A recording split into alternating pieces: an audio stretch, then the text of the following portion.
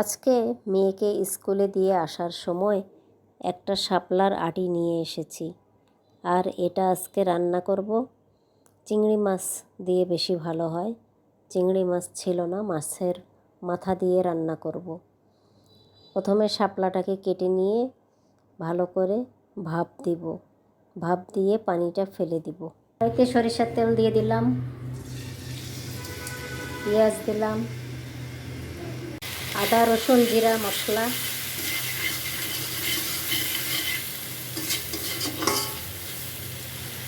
আদা রসুন হলুদ লবণ তেল সব কিছু একসাথে দিয়ে মশলাটা কষিয়ে নিলাম।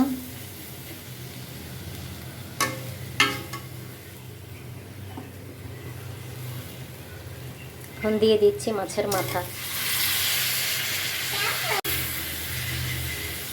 মাছের মাথাটা কষিয়ে নেব।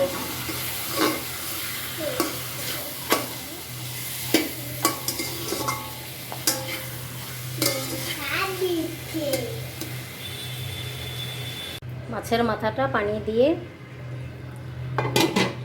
একটু জাল দিয়ে সেদ্ধ করে নেব। মাছের মাথাটা কষানো হয়ে গিয়েছে।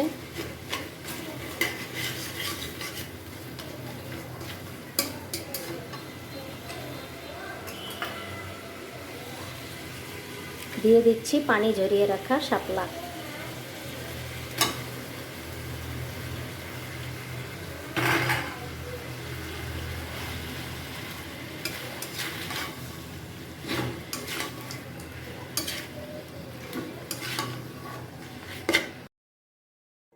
ভালোভাবে মাছের মাথার সাথে শাপলাটাকে একটু কষিয়ে কষিয়ে রান্না করে নিব।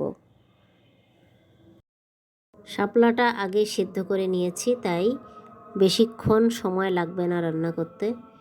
একটু কষিয়ে নিয়ে পানি দিয়ে দিব। শাপলার তরকারি আমার কাছে অনেক ভালো লাগে। আপনারাও চাইলে বাসায় বানিয়ে নিতে পারেন শাপলার এই রেসিপিটি। অল্প একটু পানি দিয়ে দিচ্ছি।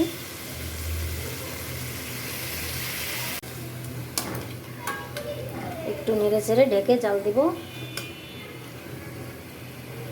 তৈরি হয়ে গিয়েছে মজাদার শাপলার তরকারি। আমার রান্না করা শেষ হয়ে গিয়েছে, এখন খাওয়ার পালা।